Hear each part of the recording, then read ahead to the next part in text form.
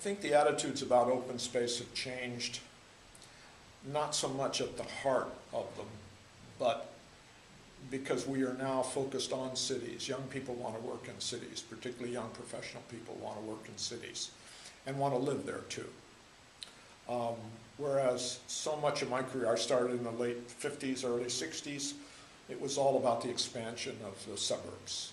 And much of the work that I did, particularly in housing and the related uses, was done in places like Irvine and places like Florida, where you're dealing largely with either a resort or a suburban clientele. And their feel about open space was that the suburbs were open. You know, you walked out of your house and you were in the open. You walked out your back door and you had a backyard. Now that doesn't happen in the cities. Or not to most people. I mean, it's very, very rare that you can get a house in a city today, particularly places like New York, San Francisco. So they need their public open spaces more. It takes the place of the backyard. It takes the place of being able to leave your house and wander through the hills or wander down by the creek. There aren't any creeks and so forth. So that open space is playing a role that it didn't play in the 60s. Toward the end of the 60s, we started doing urban renewal. And the work that I had done initially, which was, you know, housing complexes, shopping centers, schools, all the things that make up suburban life and suburbia, suddenly started focusing. Urban renewal was building new buildings, but they were also making new spaces.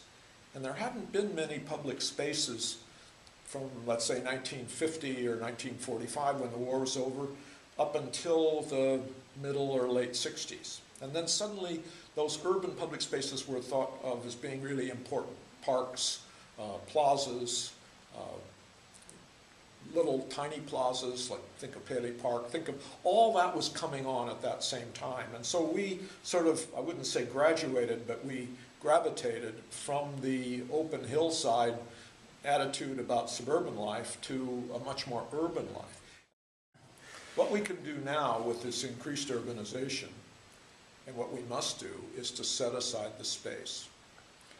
When Olmsted, who was quite visionary, set aside 1,000 acres in the middle of what wasn't the middle, but what became the middle of New York, that was really visionary. Nobody thought you'd need that kind of density. And then he and Kessler and a few others went around the country, Golden Gate Park, the parks in Chicago, I mean, all of these, in the parks in Boston, all of these came out of their efforts.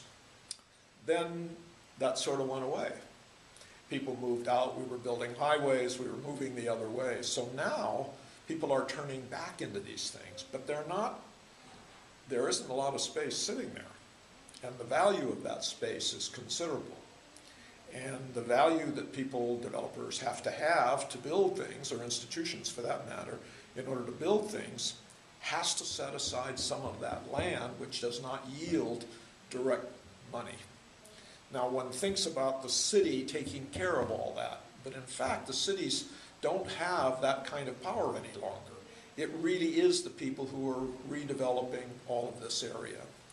And setting aside enough land and distributing that land through the city, through the neighborhoods, is crucially important. And I think if there's anything that I would worry about, is that you would find a situation which was so damaged and so badly utilized that you couldn't yield up that space again. I mean, we have people now, it's sort of a lark, but we have people now who are taking over parking spaces along streets and putting mini parks in.